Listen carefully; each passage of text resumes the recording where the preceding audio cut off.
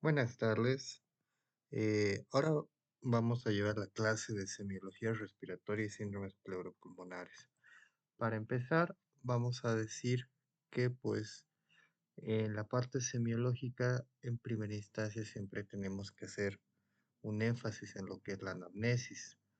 Y en el tema de la anamnesis, pues incluye lo que es la afiliación, el motivo de consulta, la enfermedad actual, los antecedentes del paciente, tanto patológicos, no patológicos y familiares. En relación a los motivos de consulta, vamos a ver pues de que los síntomas respiratorios más comunes que vamos a ver en las enfermedades neumológicas se pueden dividir en síntomas funcionales directos y en síntomas funcionales indirectos. En ese sentido, los síntomas funcionales directos son la disnea, la tos, la expectoración, la hemoptisis y el dolor torácico.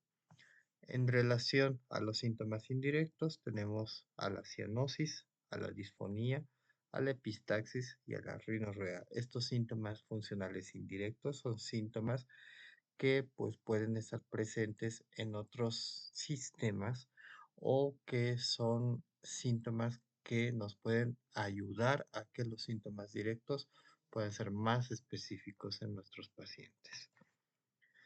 Empezamos con la tos, que la podemos definir como una contracción espasmódica de los músculos expiratorios, y esto se da para liberar al árbol traqueobronquial de secreciones y de cuerpos extraños. La tos como tal es un mecanismo de defensa y es uno de los síntomas más importantes en las patologías respiratorias. Este mecanismo de defensa defiende o protege a las vías respiratorias de sustancias dañinas, cuerpos extraños o secreciones muy espesas que puedan dañar a la, a la mucosa respiratoria. La tos se debe a movimientos expiratorios violentos con una glotis entrecerrada en relación al aire contenido en las vías aéreas y en los pulmones. En relación a esto, hay distintas causas de tos. La tos puede darse por estímulos inflamatorios, esto en caso de infecciones, ya sean bacterianas, virales, en estímulos químicos, esto por la inhalación de humos tóxicos o por la inhalación de alguna sustancia a nivel de la vía respiratoria, estímulos mecánicos, esto por obstrucciones especialmente, y estímulos psicológicos, esto en caso de ansiedad o alteraciones en relación al estado psiquiátrico del paciente.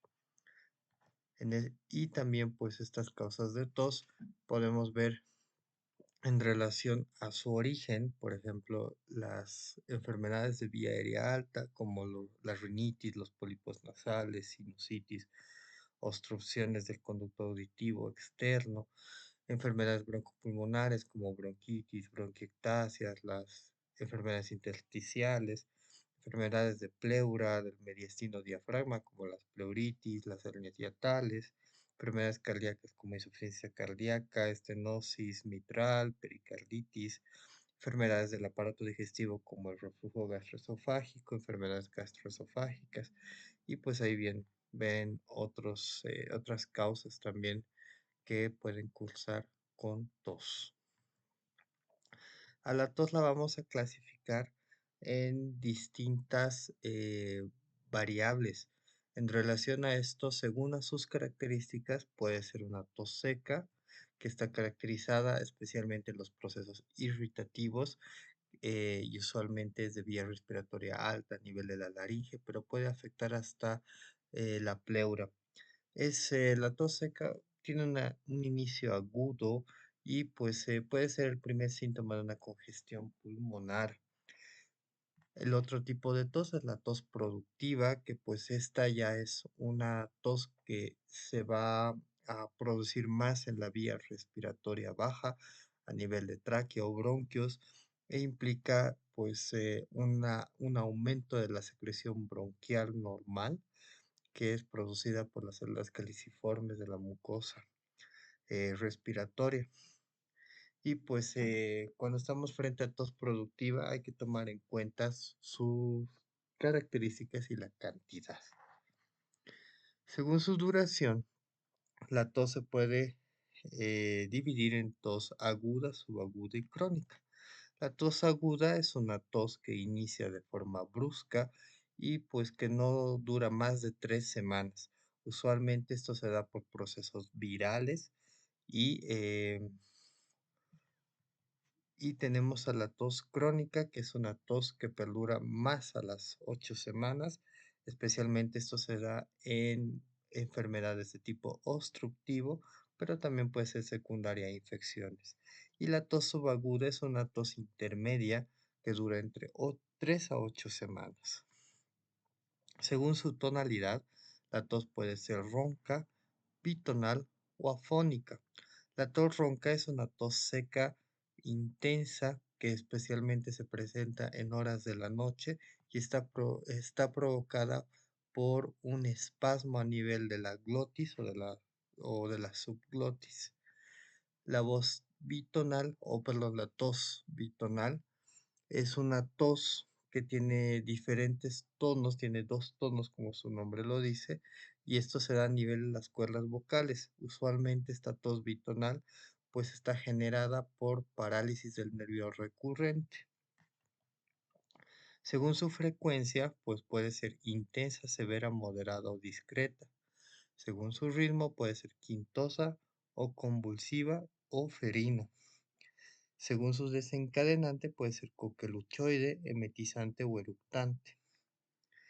Una vez de que ya tenemos al paciente con la tos, pues lo primero que tenemos que hacer es definir mediante la anamnesis el tiempo de evolución de la tos, si es aguda, subaguda o crónica, qué características tiene esa tos, es una tos seca, una tos húmeda, el momento de aparición, si hay síntomas acompañantes o si esta es secundaria ingesta de fármacos.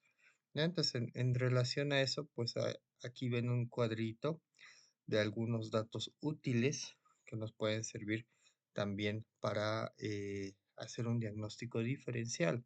En relación a eso, por ejemplo, si la tos es de aparición nocturna, pues es un indicativo tal vez de una tos de tipo cardíaca, un reflujo gastroesofágico, asma. Si la tos viene secundaria o se desencadena durante el ejercicio, pues puede ser una tos secundaria, un asma inducido. Si la tos acompaña a la alimentación, puede ser por aspiración de la vía aérea o por reflujo gastroesofágico. Si la tos va acompañada con cambios posturales, pues puede ser secundaria a las bronquiectasis. En relación a esto también puede haber algunos síntomas que están asociados a la tos, como las sibilancias, que esto vamos a ver en enfermedades obstructivas como el asma o el EPOC. Si la tos está acompañada con hemoptisis o con expectoración hemoptóica, podemos sospechar en paciente con cáncer broncogénico o con tuberculosis o con tromboembolismo pulmonar. Si la tos está acompañada con broncorrea o con vómica, puede ser secundaria a abscesos pulmonares o a bronquiectasis. Y hablando de la expectoración, vamos a decir que la expectoración es cuando la cantidad normal de las secreciones bronquiales aumentan y en algunos casos sus características se modifican y pues la expectoración va de la mano de la tos. La expectoración la podemos clasificar dependiendo a su cantidad, a su tipo, al olor, al color, a, a la consistencia y a la areación. En relación a eso tenemos distintos tipos que los vamos a ir viendo, como esta que es la tos serosa o mucoide, que tiene una apariencia más o menos de una clara de huevo y usualmente está presente en enfermedades bronquiolveolares crónicas. La expectoración mucopurulenta es una expectoración fluida y tiene un color más o menos amarillo verdoso. Y pues esto por la presencia de pus entremezclada con la secreción traqueobronquial normal. Esto se da más que todo en procesos de tipo infeccioso.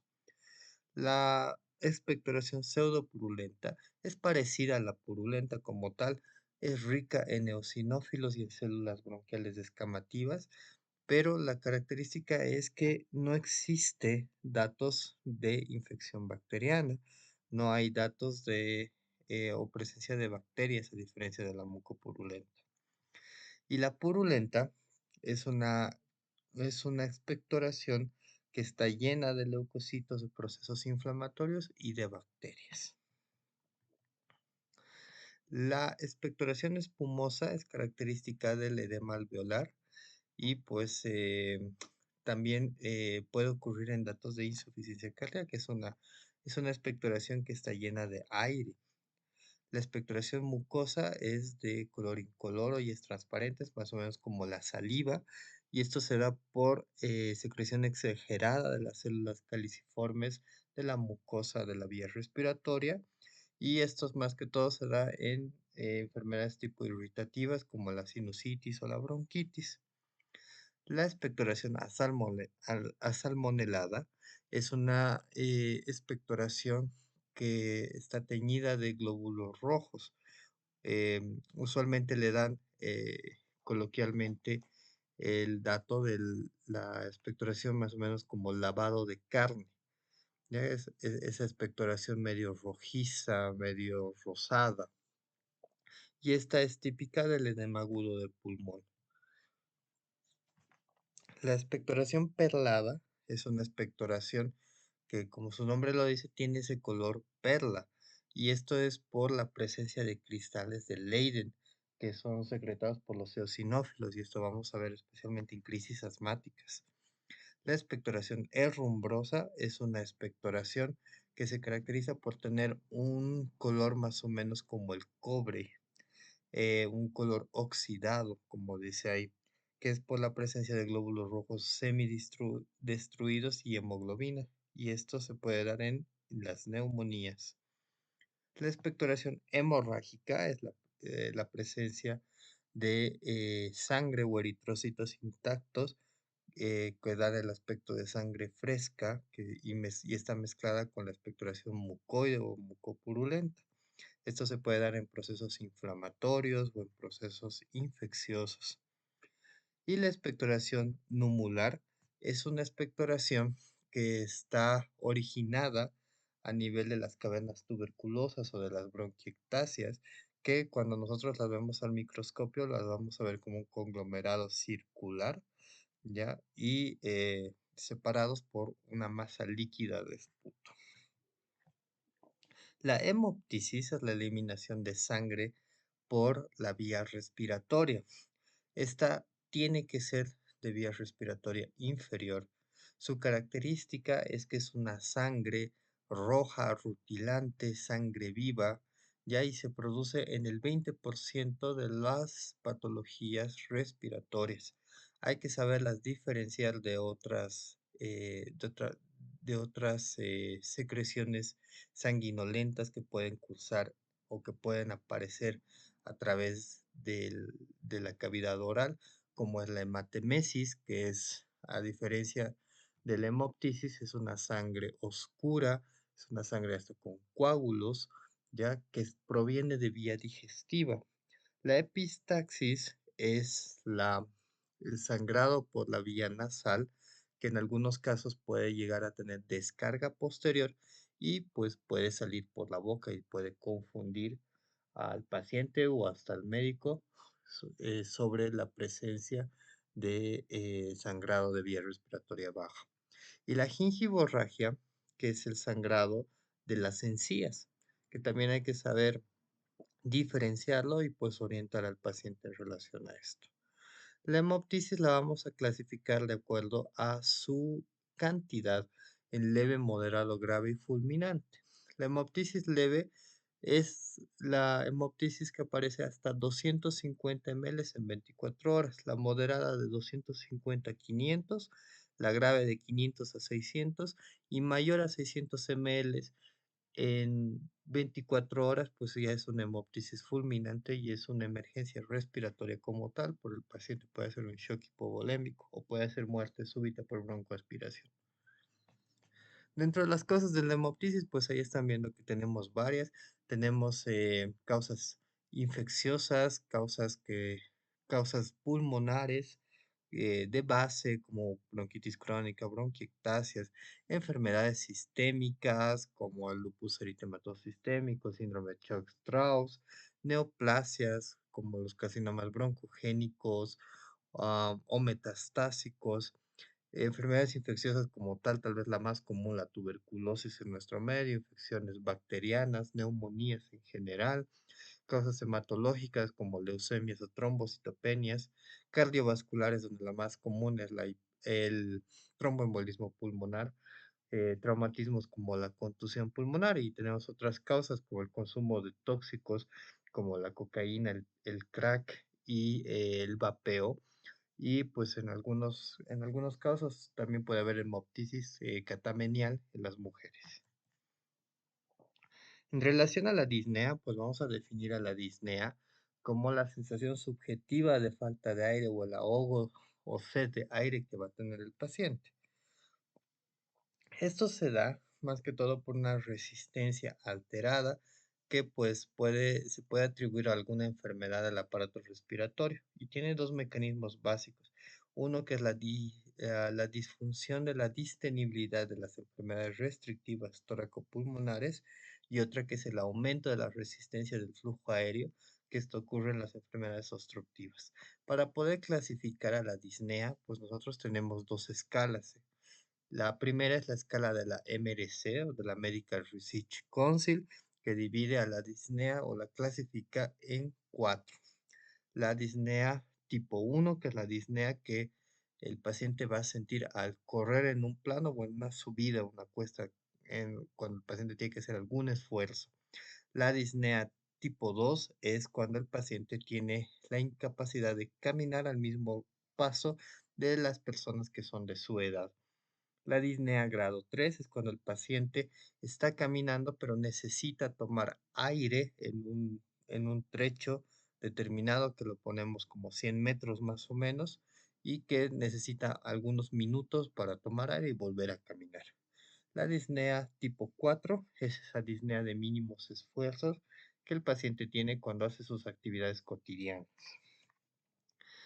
La otra clasificación es la clasificación de la New York Heart Association o de la NIHA, que la divide en 4 grados. Grado 1 es la disnea de grandes esfuerzos, cuando el paciente necesita o tiene esta sensación de falta de aire cuando hace ejercicios, cuando corre, sube pisos, ¿ya? O hace algún esfuerzo intenso. La disnea grado 2 es un paciente que presenta disnea a medianos esfuerzos o moderados esfuerzos. Esto como caminar o correr un trecho o subir una escalera que antes lo hacía cotidianamente. La disnea grado 3 es una disnea de esfuerzos ligeros, que esa es la disnea que el paciente refiere cuando se viste, cuando habla o cuando está comiendo. Y la disnea grado 4 es la disnea de pequeños esfuerzos, que esta pues es una disnea que el paciente lo va a tener en reposo. Otra clasificación que podemos tener de la disnea es en relación a su aparición. Aquí podemos definir o clasificar a la disnea en una disnea aguda o una disnea crónica. La disnea aguda, como su nombre lo dice, es una disnea repentina que aparece en segundos o en minutos y es característica especialmente de enfermedades cardíacas, ¿ya? Y en relación a la patología pulmonar, vamos a ver esta disnea súbita o aguda en crisis asmáticas, en tromboembolismos pulmonares o en neumotórax. La disnea crónica, que es pues la disnea que tal vez la vamos a ver más en las enfermedades respiratorias, es una disnea que lleva semanas o hasta meses de instauración. Y esta pues es característica de las enfermedades obstructivas como el asma y el EPOC, de las enfermedades intersticiales, las EPITS, o en caso en un coro pulmonar crónico o en una insuficiencia cardíaca crónica. Al examen físico, nosotros tenemos que reconocer las alteraciones de la frecuencia respiratoria, las alteraciones de la profundidad de la respiración y las alteraciones de las fases respiratorias, que eso lo vamos a ver dentro de un ratito en examen físico. Pero también tenemos que tener en consideración las exacerbaciones de la disnea, y esto, según a su posición, la podemos dividir en la ortopnea, que es esa disnea que el paciente tiene cuando se encuentra en decúbito dorsal, ¿ya? Y esta falta de aire lo obliga a que adquiera una posición de sentado. La disnea paroxística nocturna es una disnea que el paciente presenta cuando está durmiendo, ¿ya? Y lo que le calma la disnea es ponerse de pie, incorporarse, ¿ya? La trepopnea es cuando el paciente tiene disnea cuando está en decúbito lateral, ya sea derecho o izquierdo. Y esto especialmente se da en pacientes con derrame pleural que se acuestan del lado en el que tienen el derrame para que el otro pulmón compense la incapacidad de aire que tienen en el pulmoncito dañado. La platipnea es una disnea que empeora cuando el paciente está de pie y pues el paciente tiene que ponerse en reposo o tiene que acostarse para calmar la disnea. ¿Ok? En relación al dolor torácico, pues lo primero que tenemos que decir, que ustedes tienen que saber, que tanto el pulmón como la pleura visceral no tienen terminaciones nerviosas. Por ende, pues cuando dicen me duele el pulmón, pues es algo bien incierto, la verdad, porque el pulmón no duele. Pero la pleura parietal y tanto la pleura esofágico, la diafragmática, sí están inervadas. Como ven ahí, la pleura parietal y la esofágica están inervadas por las ramas de C7 a D12 y la diafragmática por las ramas cervicales de C3 y C4, estas a través del nervio frénico. El dolor torácico lo podemos dividir en dos, en un dolor visceral y en un dolor somático. El dolor visceral es especialmente cuando estamos hablando de las estructuras vasculares o de las vísceras intratorácicas. Es un dolor difuso y que puede producir aumento del dolor con algunas posiciones. El dolor somático, o también llamado superficial, es ese dolor originado en piel o en estructuras musculoesqueléticas y pues tiene un carácter quemante o a veces hasta opresivo, ¿ya? Y puede exacerbarse con los movimientos. En relación a esto, pues tenemos que hay distintas causas de dolor. Como están viendo ahí, tenemos causas cardiovasculares, pulmonares, gastrointestinales, musculoesqueléticas, cutáneas, mamarias y psicógenas, ¿ya? En relación a las causas pulmonares de dolor, pues aquí tenemos los tromboembolismos pulmonares, el neumotórax, las afectaciones de la pleura en general y los tumores. ¿Ya? En relación a otras causas importantes que nosotros tenemos que saber, están más que todas las musculoesqueléticas, que es un motivo de consulta muy común en neumología, pues el paciente piensa de que, como les dije hace un ratito, es un dolor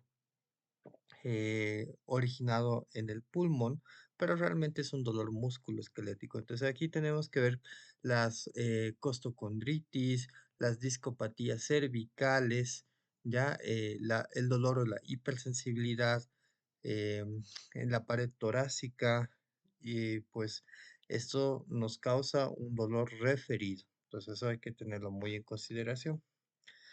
En relación a los factores de riesgo, pues vamos a ver que hay varios factores de riesgo para tener un dolor asociado a un dolor torácico. Tenemos factores de tipo aterogénicos como las enfermedades coronarias, el tabaquismo, la edad. En pacientes que son mayores de 40 años hay mayor incidencia de enfermedad coronaria y en los mayores de 60, incidencia de disección aórtica, que puede ser causa de dolor precordial o dolor torácico anterior. En el sexo femenino, pues los trastornos psicógenos o las costocondritis pueden ser más comunes. Algunos fármacos también nos pueden dar, pueden ser asociados al dolor torácico, ¿ya? Y algunos procoagulantes también en casos de embolias pulmonares. En la anamnesis, pues hay que hacer hincapié en las características del dolor, especialmente si se modifica con la tos o con la respiración, o si se exacerba eh, con alguno de estas para sospechar en derrame pleural o en neumotórax. Si el dolor torácico aumenta con la tos, con los estornudos o con la defecación, ¿ya? O también debe evaluarse si esta es secundaria a compresiones radiculares como la espondilitis o discopatías o alteración de la columna vertebral o de los huesos. También hay que ver si está acompañada de tos o de disnea.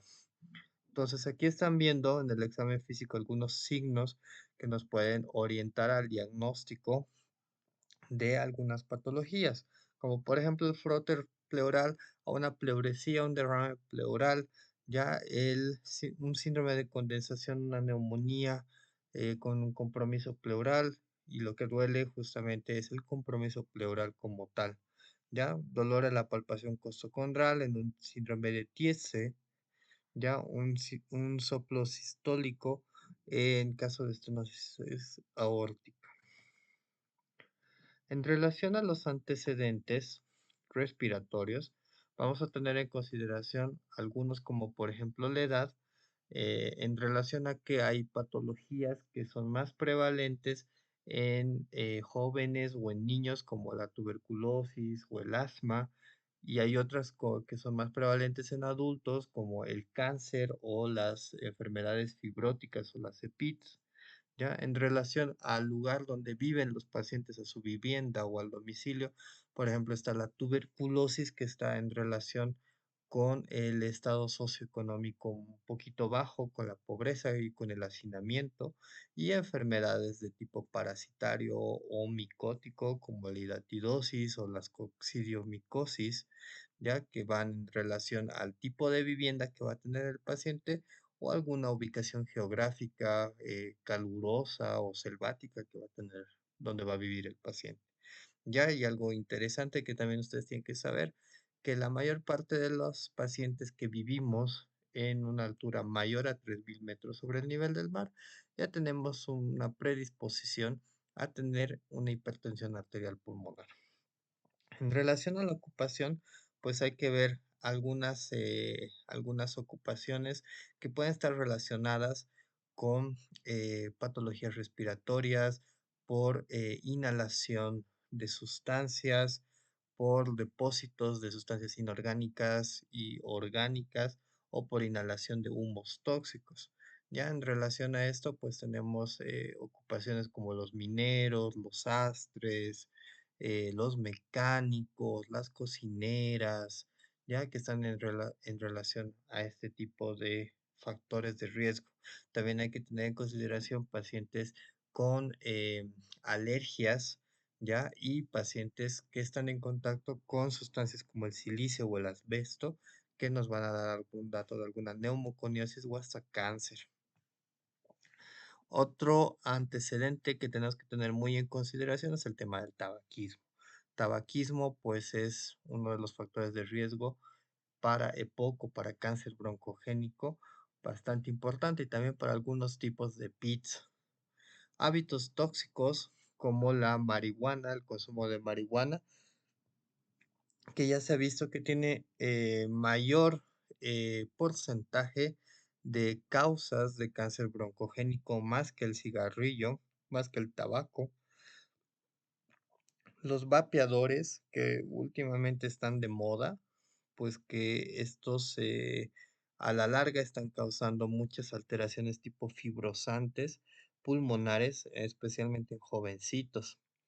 Eh, en relación a las enfermedades previas, pues antecedentes de que el paciente haya cursado con tuberculosis, con tromboembolismo pulmonar, asma, rinitis alérgica, sinusitis infecciones respiratorias a repetición. En relación al consumo de fármacos, especialmente el enalapril, que es una de las causas de tos crónica, antecedentes familiares, especialmente de enfermedades alérgicas, tuberculosis, hemoptisis, asma o rinitis. Ya entrando al examen físico, pues lo que vamos a ver en el examen físico son los signos respiratorios, las técnicas semiológicas y los síndromes pleuropulmonares. Ustedes saben que el examen físico tiene eh, cuatro pilares, ¿no? Que son la inspección, la palpación, la percusión y la auscultación. Entonces nos vamos a guiar con esto para poder hacer el examen respiratorio. En la inspección, a la inspección la podemos dividir en dos, en una inspección estática, en la cual vamos a ver la configuración de la caja torácica, la simetría, las alteraciones de la piel y las regiones anatomotopográficas del tórax. Y en la inspección dinámica, donde vamos a valorar los movimientos respiratorios, las alteraciones de la frecuencia y del ritmo respiratorio.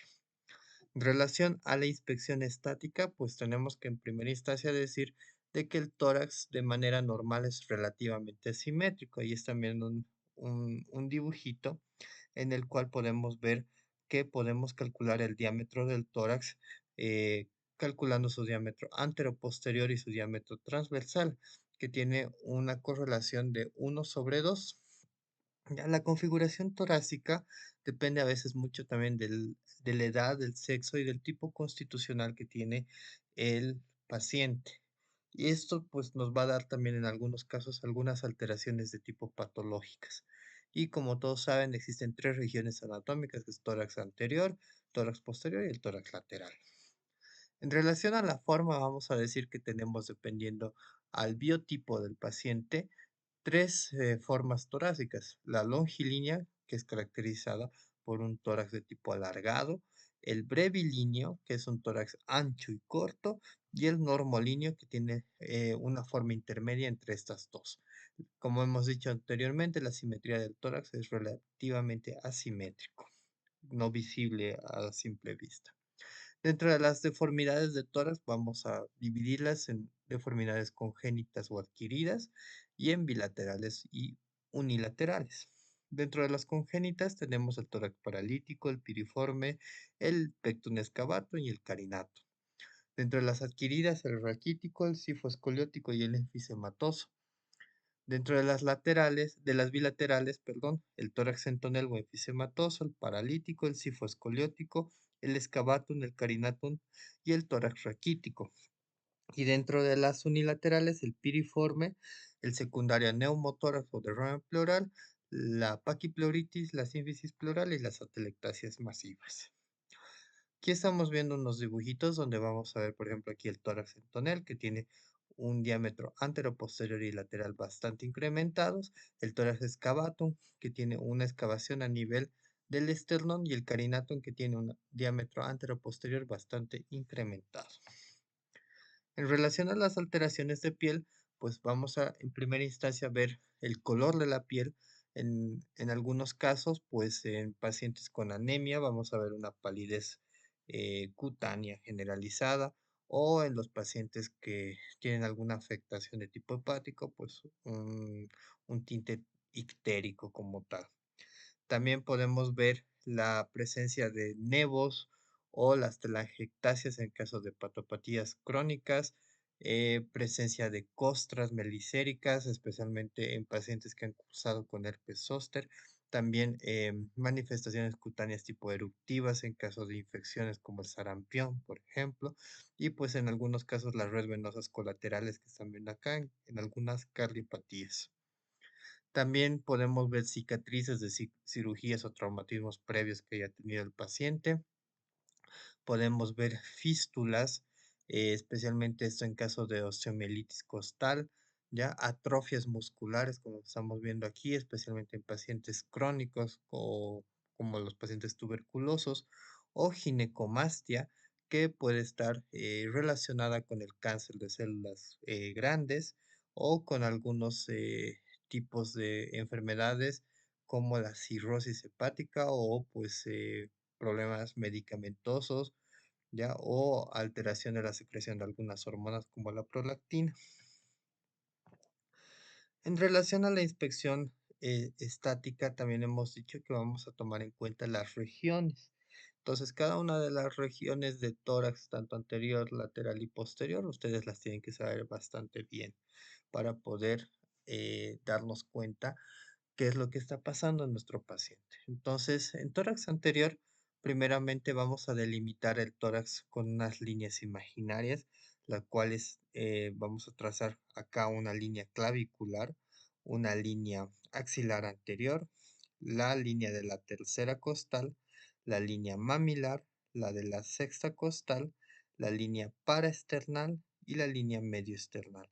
Todas estas líneas me van a diferenciar estas regiones, que son la supraclavicular, la infraclavicular, la región mamaria o pectoral y la región esternal.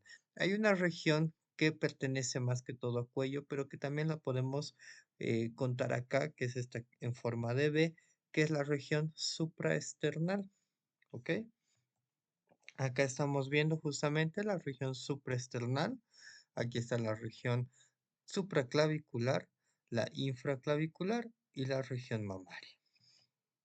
En tórax lateral vamos a dividir esta región por la línea axilar anterior, la línea axilar media, la línea axilar posterior y pues vamos a hacer una sobreposición de las líneas de tórax anterior que ya habíamos visto, que es la línea de la sexta costal y la línea del reborde costal o de la duodécima costal.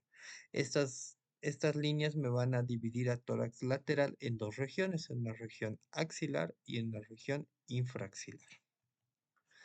Aquí está la línea axilar anterior, la media y la posterior, que me delimitan la región axilar y la región infraaxilar. En tórax posterior vamos a trazar la línea escapuloespinal, la línea vertebral, la línea escapular, la infraescapular y pues ya teníamos la línea axilar posterior y la línea de la duodécima dorsal. Esto me va a delimitar tórax posterior en estas regiones, en la supraescapular, perdón, la escapular, la infraescapular y la escapulovertebral. Ahí tienen a la pared torácica posterior con la línea vertebral, las líneas escapulares, la escapuloespinal y la línea de la duodécima dorsal. Esto me delimita la región supraescapular, la región escapular, la escapulovertebral o interescapulovertebral y la infraescapular. Esto me sirve para ver la proyección de los lóbulos o de los segmentos pulmonares. En tórax anterior, pues vamos a ver de que solamente se ve en el hemitórax derecho, pues prácticamente todo lo que es lóbulo superior derecho y parte del lóbulo medio. Lóbulo inferior prácticamente no se ve, o no se proyecta en todo caso. En hemitórax izquierdo vamos a ver la proyección del lóbulo superior izquierdo y prácticamente el lóbulo inferior izquierdo no se proyecta. En tórax posterior es al revés, ¿no? Entonces vamos a ver más bien una proyección bastante pequeña de lo que son los lóbulos superiores en ambos hemitórax y vamos a ver más bien todo lóbulo inferior, tanto izquierdo como derecho, proyectados en tórax posterior. En tórax lateral, que tal vez es el que menos revisamos y el que más nos puede dar clínica, ya vamos a ver los segmentos más bien representados.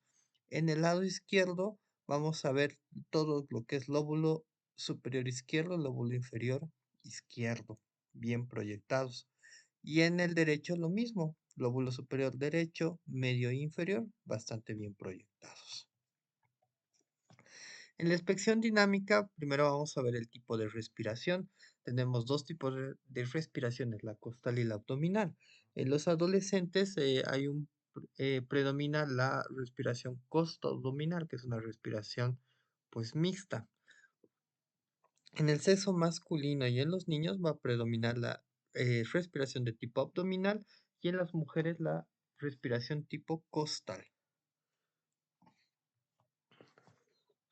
La inversión del tipo respiratorio pues puede ser evidencia de alguna enfermedad o de alguna patología a nivel de la parte respiratoria como tanto abdominal. Y estas alteraciones pues se pueden dar especialmente en el sexo masculino, en enfermedades tipo torácicas, pleuropulmonares, en inflamaciones o en dolores que van a provocar la inmovilidad del tórax. Y en las mujeres en procesos inflamatorios peritoneales, abdominales o hasta en pleuritis de tipo diafragmáticas. En relación a la frecuencia respiratoria, pues vemos que dependiendo a la edad, pues vamos a tener eh, una frecuencia respiratoria diferenciada. En el adulto, que es lo que nos interesa ahora, pues la respiración normal o la frecuencia respiratoria varía entre 15 a 20 respiraciones por minuto. Entonces, si tenemos alteraciones en la frecuencia respiratoria, vamos a ver si que esta aumenta o disminuye. Si aumenta la cantidad de respiraciones por minuto, eso le llamamos taquipnea. Y pues la taquipnea o taquimnia está causada o está presente en pacientes con dolor por fracturas costales, por pleuritis, por insuficiencia cardíaca o por procesos pleuropulmonares en general. Y la bradipnea, que es la disminución de la frecuencia respiratoria, está especialmente en pacientes con alteraciones neurológicas, en pacientes con infecciones respiratorias o pleuritis graves, pacientes con enfisema pulmonar, con acidosis metabólica o depresiones del sistema respiratorio. La amplitud es el grado de expansión torácica durante los movimientos respiratorios y pues esta también nos da la profundidad de la respiración. Cuando está alterada tenemos estos tres tipos, que es la polipnea, que es el aumento de la profundidad y la frecuencia respiratoria, la hipopnea, que es la respiración superficial, y la badipnea, que es la respiración profunda que usualmente se da en deportistas o en pacientes que están con la respiración de Kussmaul. Y hablando de estas respiraciones, pues en relación a estas alteraciones de la amplitud y la frecuencia, pues tenemos algunos patrones respiratorios, como la respiración de Cheyne-Stokes, que la respiración de Cheyne-Stokes son unas respiraciones que tienen una profundidad creciente y decreciente y que están posteriormente con un periodo de apnea, y este periodo de apnea dura entre 10 a 30 segundos. Ya esto especialmente se da en pacientes que están hiperventilando, en pacientes con insuficiencia cardíaca, pacientes con meningitis o con traumatismos o con tumores del sistema nervioso central. ¿Ya?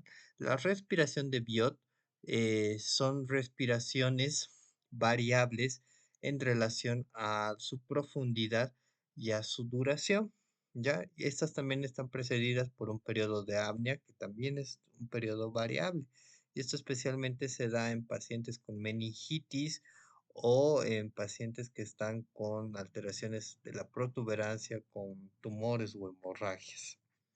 La respiración de Kussmaul es una respiración profunda, amplia y regular, ya caracterizada por una inspiración en la cual está seguida por una breve pausa.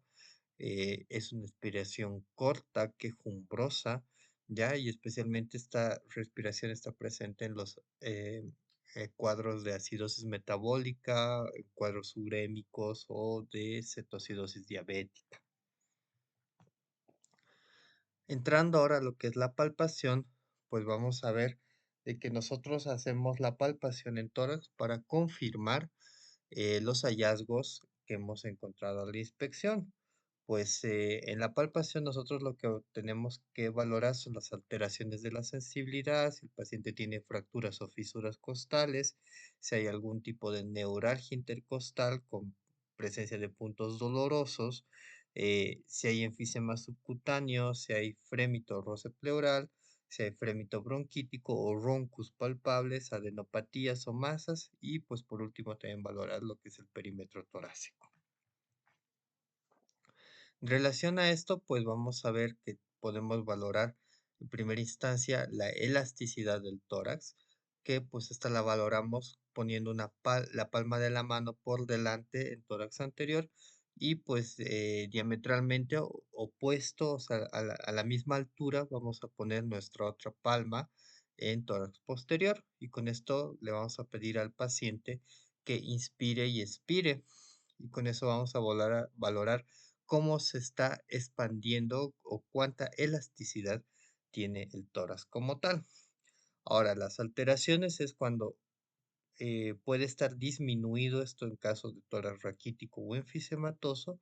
También puede haber una disminución unilateral en algún caso de neumonía o tumores, ¿ya? Y puede estar esta elasticidad un poco aumentada en casos de neumotórax.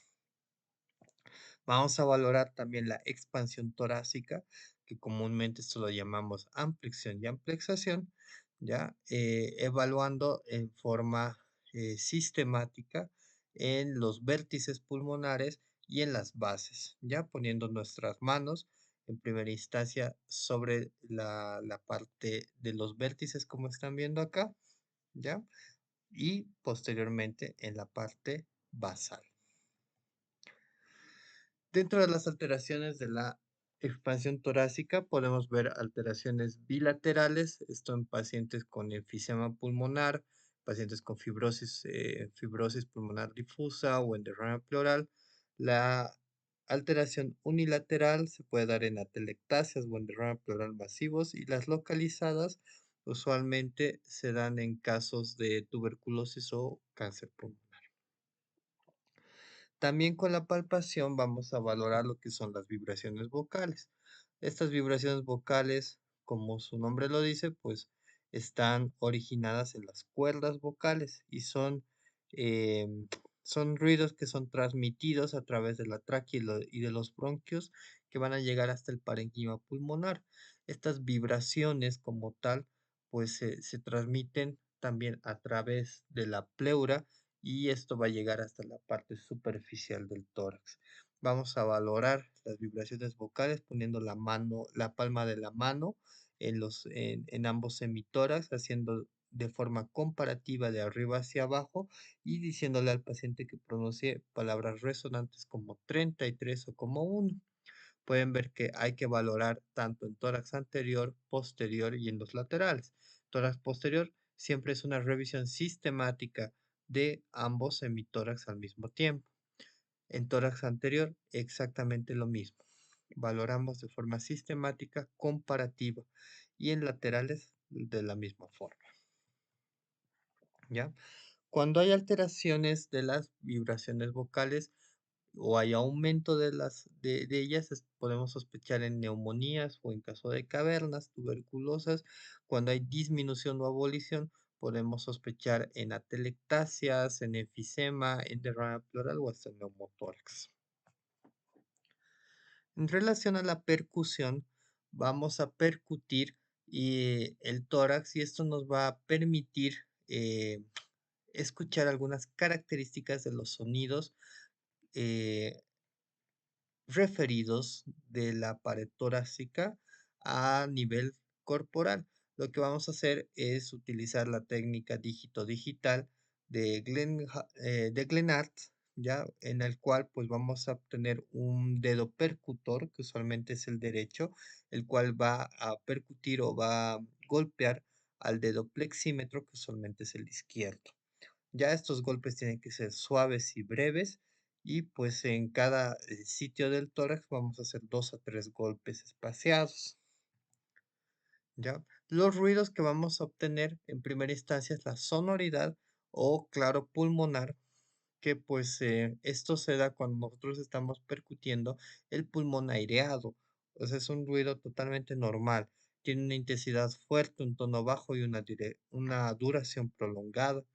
La matidez es cuando nosotros estamos percutiendo sobre una superficie que no tiene aire, es que una superficie dura, maciza, como un órgano macizo como tal.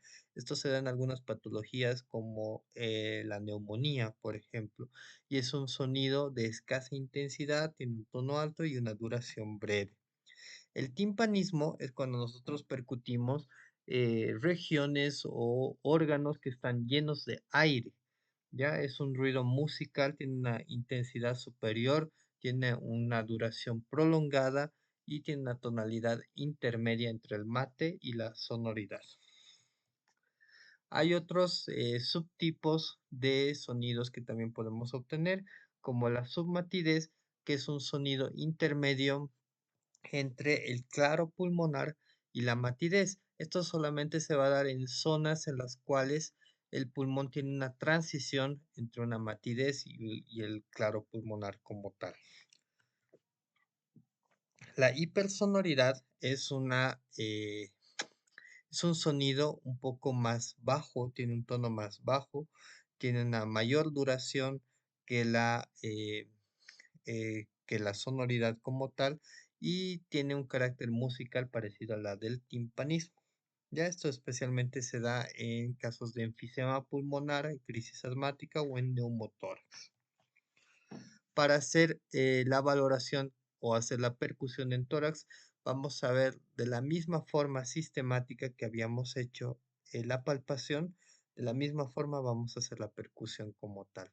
Y como están viendo acá en tórax anterior y en tórax posterior, hay algunas regiones que de por sí, por decirlo así, ya tienen algunos de estos tipos de sonidos, como por ejemplo a nivel del hipocondrio derecho, vamos a percutir la matidez hepática.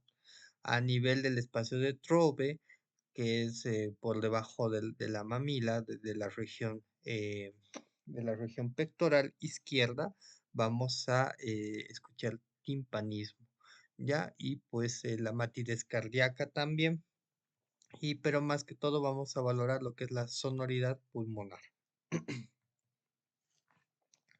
En relación a la auscultación, pues la auscultación nos sirve para, eh, para que nosotros podamos valorar el paso del aire hacia los alvéolos en los pacientes. Para la auscultación necesitamos sí o sí la presencia del estetoscopio, ¿ya? Y en relación a esto, pues tenemos los ruidos normales que son tres, que el primero es la respiración o los ruidos laringotraqueales. El ruido laringotraqueal pues está más que todas las vías respiratorias o las vías aéreas proximales grandes. Esto se da por la turbulencia del aire a través de la vía aérea alta. Tiene un ruido tipo soplante y una tonalidad elevada, ¿ya? Y pues nosotros vamos a percibir este ruido más que todo sobre la tráquea y la cara anterior del cuello. El ruido o la respiración broncovesicular es una superposición de la respiración laringotraqueal y del murmullo vesicular. Perdón, ¿ya? Esto más que todo vamos a ver en las zonas de bifurcación de la tráquea y sobre los grandes bronquios. Tiene una intensidad intermedia, se lo puede escuchar más en fase expiratoria y se lo va a auscultar más que todo a nivel del manubrio externado y de la región infraescapular derecha. Y tal vez el más conocido de todos, que es el murmullo vesicular o ruido respiratorio normal, pues es un ruido suave que tiene una tonalidad baja y es usualmente más inspiratorio y se da en todas las partes del pulmón que están en contacto con la pared torácica. Este ruido está producido por la presencia del aire aspirado y que entra de forma brusca hasta el alveolo, ¿ya? En relación a esto, también tenemos los ruidos anormales que pues se dividen en alteraciones cuantitativas del murmullo vesicular, el reemplazo del murmullo vesicular por otros ruidos y los agregados. En relación a las alteraciones cuantitativas, tenemos el aumento y la disminución del murmullo vesicular. Puede haber aumento del murmullo vesicular en casos de hiperventilación pulmonar, en casos de acidosis metabólica, telectasias, ¿ya? Y pues vamos a escuchar como un aumento de normal, anormal del murmullo vesicular. La disminución o la abolición vamos a encontrar en casos de enfisema, derrame pleural o en casos de neumotórax.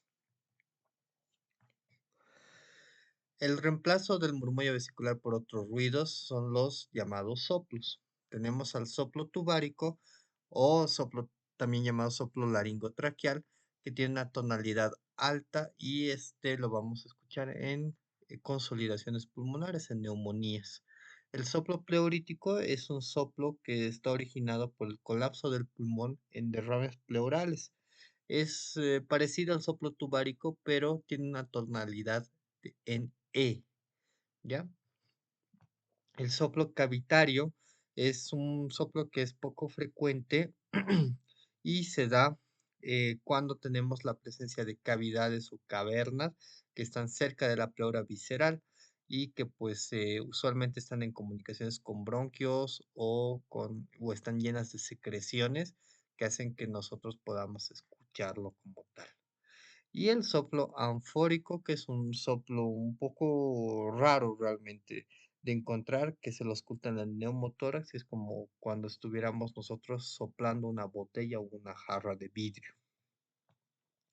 Dentro de los ruidos sobreagregados, los principales pues son los roncus y las sibilancias y los estertores.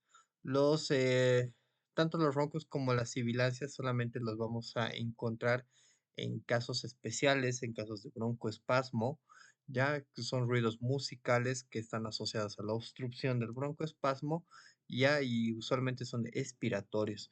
Las sibilancias tienen un tono alto y agudo como un silbido, y los roncos tienen una tonalidad baja y grave, que es como un rechinido, ¿ok?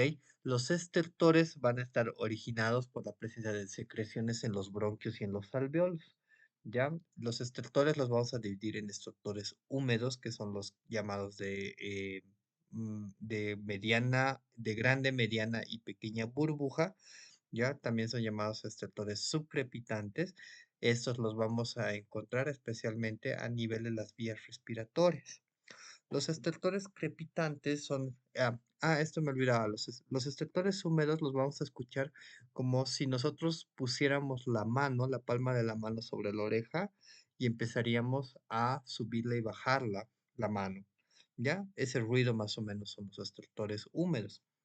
Los estertores crepitantes usualmente los vamos a encontrar en patología respiratoria, tipo cuando hay presencia de exudados, como en la neumonía, y se va a escuchar un ruido como si nosotros, eh, lo que vamos a sentir cuando nosotros frotamos el pelo con las yemas de la mano. Ya los estertores en velcro, también llamados estertores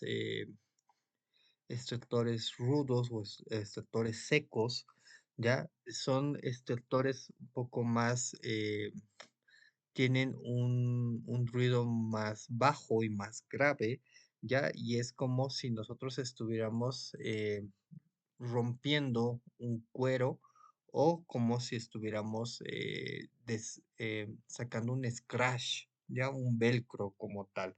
Especialmente este tipo de estertores los vamos a ver en enfermedades fibróticas o enfermedades de tipo intersticial. También tenemos que auscultar o la voz, y en relación a esto, cuando nosotros auscultamos la voz, pues realmente no escuchamos directamente o claramente lo que el paciente nos está diciendo. Entonces, algo que nosotros tenemos que tener en consideración es que cuando auscultamos la voz, llegamos a ver en algunas patologías las llamadas broncofonías, que las están viendo ahí, que son tres. La primera es la pectoriloquia o también llamada pecho que habla. Es pues cuando nosotros auscultamos la voz del paciente de forma clara, ¿ya? Y esto especialmente se da cuando hay procesos de consolidación en neumonías. La pectoriloquia afona es una voz auscultada claramente, pero de forma baja o de forma cuchicheada, ¿ya? La egofonía, o también llamada voz de cabra, es cuando nosotros auscultamos la voz de forma clara, pero de manera nasal, ¿ya? O gangosa. En relación a todo esto que hemos visto en el examen físico, entonces nosotros vamos a tener lo que son los síndromes pleuropulmonares, que los podemos definir como procesos patológicos que afectan al pulmón y a la pleura, que modifican el examen físico y que involucran cambios en la densidad, la topografía y el funcionamiento pulmonar. En ese sentido, tenemos los síndromes pulmonares, que son los síndromes de condensación, el atelectásico, el de rarefacción, el cavitario y el tumoral, y los síndromes pleurales, que son el síndrome de derrame pleural, neumotórax, paquipleuritis, sínfisis pleural y pleuritis seca. Estos dos primeros también son llamados síndromes pleurales exudativos y los últimos síndromes pleurales secos. Vamos a empezar con el síndrome de condensación, que el síndrome de condensación está caracterizado por un cambio a nivel del contenido alveolar y este cambio es normalmente por un líquido de tipo exudado, pero también puede ser por fibrinocélulas. Esto especialmente se da o es característico de las neumonías, pero también puede estar presente en algún tipo de tuberculosis, en las neumonías tuberculosas como tal y en algunos tumores que tienen características semisólidas. A la inspección, nosotros vamos a ver de que el tórax es normal o en algunos casos los movimientos del lado afectado están disminuidos. Ya a la palpación hay aumento de las vibraciones vocales, a la percusión vamos a escuchar un sonido mate y en algunos casos un sonido submate. A la auscultación, los movimientos, perdón, el murmullo vesicular está aumentado y vamos a tener sobreagregados como los estertores crepitantes, el soplo tubárico y la pectoriloquia.